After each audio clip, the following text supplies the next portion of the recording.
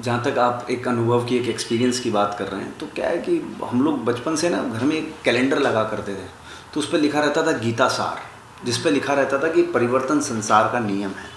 तो वो जो एक बात है ना, वो हर जगह मुझे लगता है कि है, चाहे आपका जीवन हो, मेरा जीवन हो, किसी का भी हो, तो परिवर्तन जो है रेगुलर बेसिस पे कुछ ना कुछ बदलाव होते रहें, फिर चाहे वो क्लाइमेटिकल कंडीशंस में हो, चाहे वो हमारी इंडस्ट्री में हो, चाहे वो राजनीतिक हो, चाहे वो धार्मिक हो, हर तरीके से कहीं ना कहीं बदलाव हो रहा है। बदलाव जो होता है वो अच्छे के लिए हो रहा है। तो मैं भी खुश हूँ, करियर वाइज भी चीज़ें एक कदम आगे बढ़ी हैं, पड़ाव अगला लिया है। हालांकि मैं शुरू से कहता हूँ कि हमारा छोटा पर्दा जो है टेलीविज़न, वो कभी किसी भी तरीके से बड़े पर्दे से कम नहीं है। और अब तो पूरी दुनिया ही जो है वो 7 इंच 8 इंच का जो मोबाइल स्क्रीन है उस पर संकुचित हो गई है। लेकिन फिर भी मैं थोड़ा सा एक स्टेप आगे वापस से बड़े पर्दे की तरफ बढ़ने के लिए इस साल बढ़ गया हूँ। शूटिंग चालू हो गई है and I feel that I am blessed that I am working with such a nice team, a good director and producer. So Chandu Champion इस साल रिलीज़ होगी and I am so thankful to Kabir Khan sir and Sajid Nadiadwala production that they chose me for this role. देखिए, मुझे लगता है कि किसी भी कलाकार के लिए ना उसका खुद का कॉन्फिडेंट होना, उसका खुद का जो हम आत्मविश्वास की बात करते हैं वो होना बहुत ज़रूरी है। ख़ास तौर पे हर फील्ड में हर इंसान के लिए बहुत ज़रूरी है, लेकिन एक एक्टर का होना इसलिए ज़रूरी है क्योंकि वो जो कर रहा है वो इस वक्त, जैसे कि अभी ये हमारा इंटरव्यू चल रहा है, हम लोग यहाँ आपसे बात कर रहे हैं, मेरे सामने सिर्फ एक ही कैमरा और आप हैं, लेकिन इसको देखने वाले हज़ारों लाखों लोग हैं और उन लाखों लोगों को आपको आंकना है, जैसे इस वक्त लोग मुझे शायद देख के कुछ आंक रहे होंगे, है ना। तो वो कॉन्फिडेंस जो है वो खुद से बिल्ड करना पड़ता है, मुझे लगता है। और जब वो आत्मविश्वास आपको आ जाता है, मिल जाता है कि हाँ भाई मेरे कंधे पे इतना बड़ा भार है, एक डायरेक्टर ने मुझे इस किरदार के लिए चुना है, तो मैं उसके साथ जस्टिफिकेशन करूं, मैं उस किरदार के लिए ऐसा लगूं कि हाँ यार ये इससे अच्छा शायद कोई नहीं कर सकता था। और यही सब तमाम चीज़ें होती हैं जो एक एक्टर को और ज़्यादा कॉन्फिडेंट बनाती हैं। बट हाँ, अच्छी स्क्रिप्ट होती है और जब अच्छा डायरेक्टर आपके पास होता है तो डायरेक्टर जिस दिशा में आपको एक दिशा दे देता है उस तरफ आप बढ़ जाते हैं।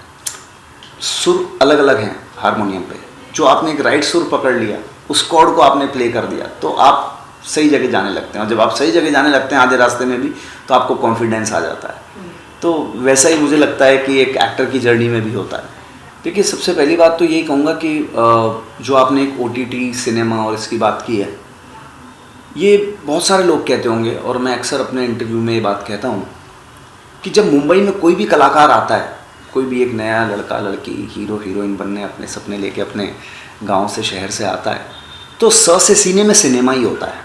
वो सब लोग बोलते हैं और बड़ी पेटेंट लाइन है कि स से सीने में सिनेमा है। तो सीने में जो सिनेमा है वो तो रहता है। अब ट से टिकने के लिए मैंने टीवी कर लिया और व से वक्त है वेब का।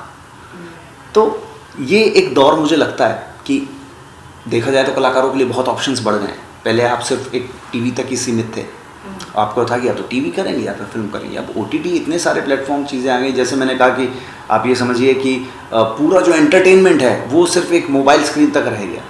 आज आप देखिए इतनी सुविधा है इंटरनेट के चलते, देश में, हमारे देश में, भारत में जितना 5G यूज़ होता है मुझे लगता है कहीं और नहीं होता होगा, है ना। तो चलते, कम्यूट करते, बात करते, बल्कि मैं तो कहूँगा ड्राइविंग करते भी लोग आजकल ये देखने लगते हैं जो उनको नहीं करना चाहिए। बट आप समझ लीजिए कि दीवानगी किस हद तक है। तो ये तो आप कह रहे हो कि डिसएडवांटेज है एक्टर्स के लिए, तो मुझे नहीं लगता। मैं तो कहूँगा कि अगर आपने अच्छी मेहनत की, अगर आप अच्छे कलाकार हैं, तो आपके लिए तो और एक नए आयाम खुल गए, नए और ऑप्शन खुल गए। पहले तो आपके पास था कि सिर्फ ये 2 चीज़ें करेंगे, या तो टेलीविज़न करेंगे या फिल्म करेंगे। मेरे जैसे लोग कुछ थिएटर भी करते रहे क्योंकि हमारी शुरुआत थिएटर से हुई थी।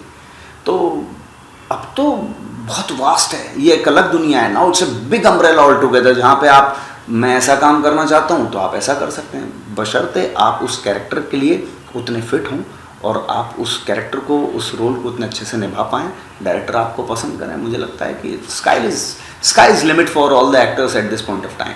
हम लोग बात तो कुछ और कर रहे थे, लेकिन जब सतीश जी की बात आई है तो वो मेरे मेंटोर रहे हैं हमेशा से। और इस पिछले साल हमने उन्हें खो दिया, जो कि एक मेरे लिए बड़ी दुखद बात रही है। उनसे बहुत कुछ सीखा मैंने। और जब कागज़ 2 की हम लोग शूटिंग कर रहे थे, बहुत समय बाद, अरसे बाद इंडियन मिलिट्री एकेडमी में शूट करने का मौका मिला।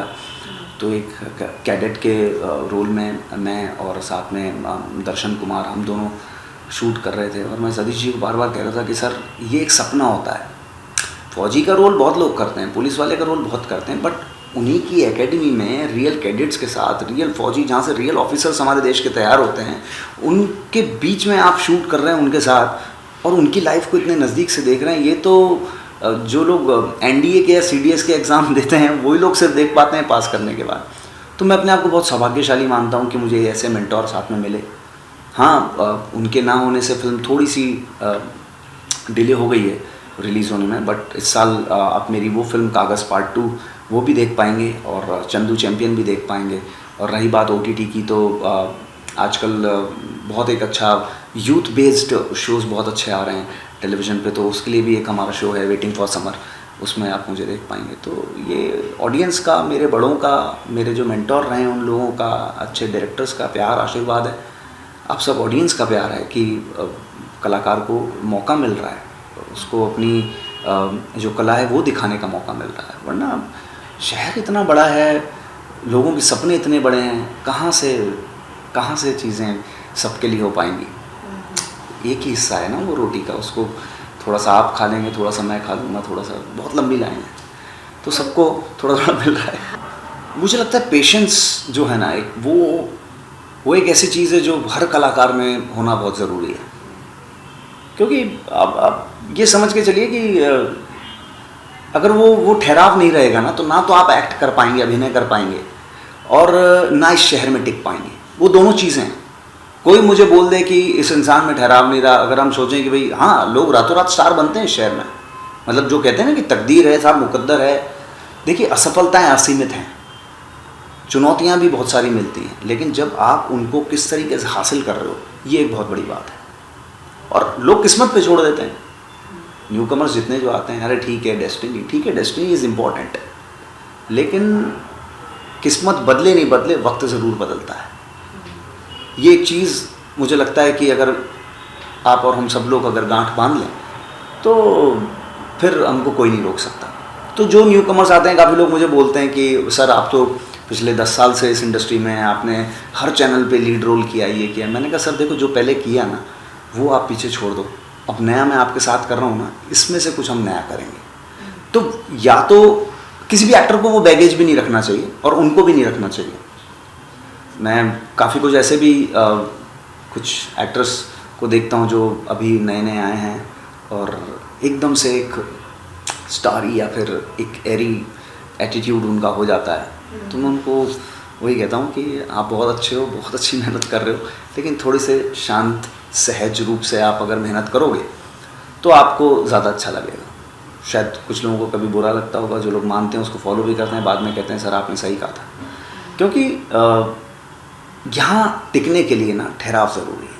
आप यहीं नहीं ठहर पाओगे, जीवन में नहीं ठहर पाओगे, तो शांत रह के चीज़ें करें। बाकी तो मुकद्दर, मैंने कहा कि मुकद्दर बदले नहीं बदले, वक्त सबका बदलता है और वक्त बदलते वक्त नहीं लगता है। तो देखिए अभी क्या है ना कि पहले जब नए नए आए थे ना मुंबई में, तब ये कहा करते थे अक्सर कि यार बेगर्स आर नॉट चूजर्स, कि जो मिल जाए वो अच्छा है, कम से कम काम मिले, स्क्रीन पे तो दिखूं, कुछ तो कैमरे के सामने तो हूँ। लेकिन अब धीरे धीरे ना आदमी की महत्वाकांक्षाएं वो भूख बढ़ने लगती है एज एन एक्टर। अब क्या करूँ, अब क्या करूँ, अब क्या कुछ डिफरेंट करूँ कि लोग कहें कि यार इसने अपना लोहा मनवा दिया यार एक्टिंग में। तो मुझे लगता है कि मेरा शुरू से फेवरेट कैरेक्टर रहा है, एक पसंदीदा, कि मैं कभी जोकर का रोल प्ले करूँ। आप मानेंगे आज भी मैं कुछ दिन पहले, तकरीबन मेरे ख्याल से पिछले महीने, मैं सर्कस देखने गया।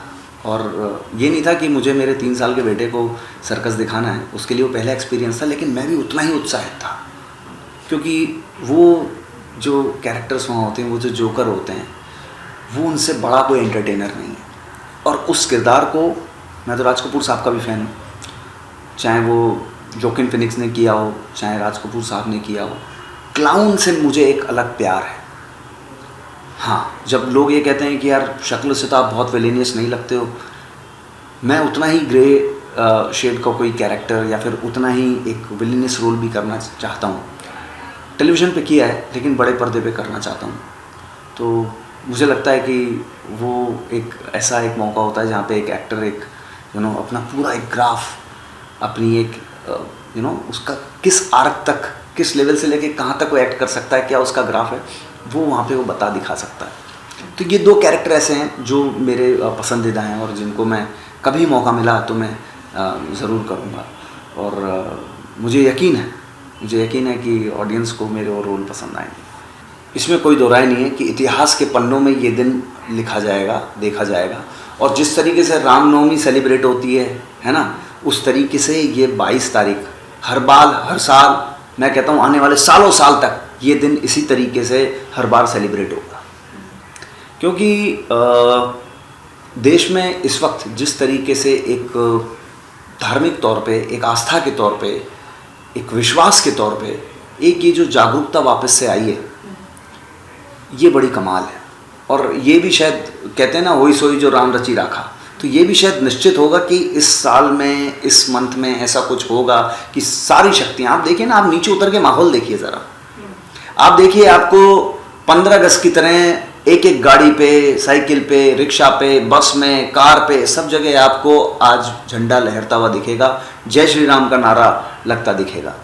तो अगर लोगों में इतनी आस्था, इतनी एक श्री राम के प्रति इतना प्यार है, तो ये एक अपने आप में किसी एक महापर्व से कम नहीं है।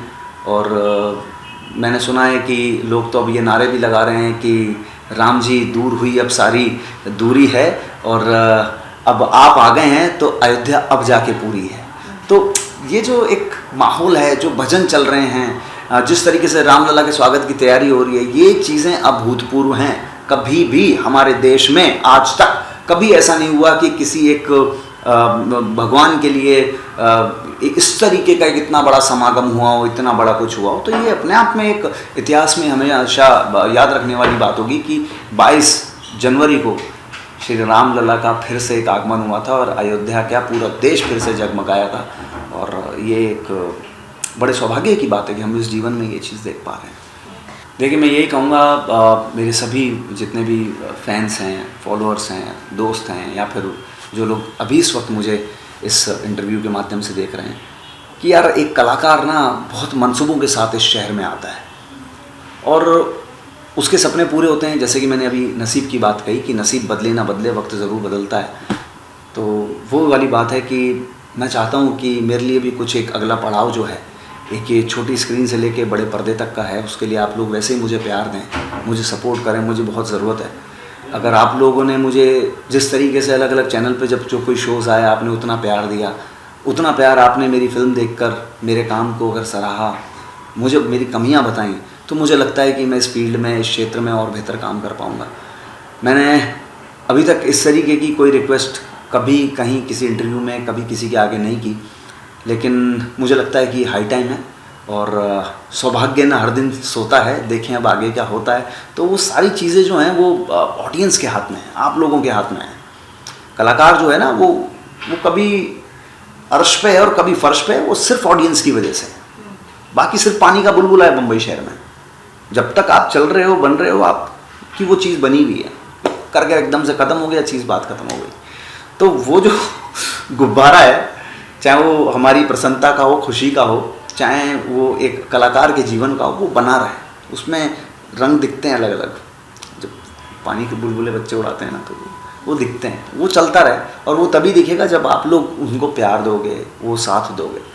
वरना बड़ी बड़ी फिल्में आती हैं, बड़ी बड़ी फिल्में, अच्छी फिल्में, बुरी फिल्में, हर तरीके की आती हैं, पिट जाती हैं, कई बहुत अच्छी चल जाती हैं। तो वो सब वहाँ नसीब।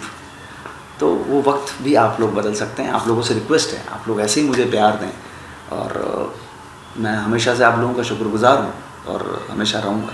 दोस्तों, ये जो 3 रंग हैं हमारे देश के, कि बहुत बहुत बहुत ज़रूरी है हमारे लिए। यही एकता है, यही एकाग्रता है, यही प्रेम है, यही विश्वास है। ये हमारा 75वां गणतंत्र दिवस है। मैं चाहता हूँ कि इसको खास आप बनाएं। हर घर तिरंगा तो लहरता है, लेकिन उन चीज़ों को आप पूरे साल अपने दिल में रखें। देश के प्रति वो मान सम्मान, वो प्यार जो है, उसको हमेशा बनाए रखें। आप सब लोगों से मैं यही एक अनुरोध करूँगा। और दूसरी बात, हमारे देश के आप सब लोग आने वाले दौर के हीरे हैं। आप लोग हीरो हैं। तो हमारे देश में जितने भी सैनिक हैं, जो लोग आप देखते हैं कि परेड करते हैं 26 जनवरी को लाल किले के आगे, उन सब लोग के सम्मान में आप लोग ज़रूर अपने सोशल नेटवर्किंग पे कुछ लिखें। आपको मालूम है कितने महीनों पहले से उन सब की तैयारी होती है। आपको पूरे देश की झांकी देखने को मिलती है। वहाँ पे इंडियन नेवी होता है, आर्मी होता है, एयरफोर्स होता है, मर्चेंट नेवी होता है। तो सब लोगों को, जो फोर्स वाले हमारे लोग हैं, संविधान में सभी लोगों का एक बराबर हक है और इस सभी लोग एक साथ बढ़कर हमारे देश के लिए काम करते हैं। उन सबको हम लोग सलाम करेंगे और आप सब लोगों को इस गणतंत्र दिवस की बहुत बहुत शुभकामनाएं। जय हिंद, जय भारत।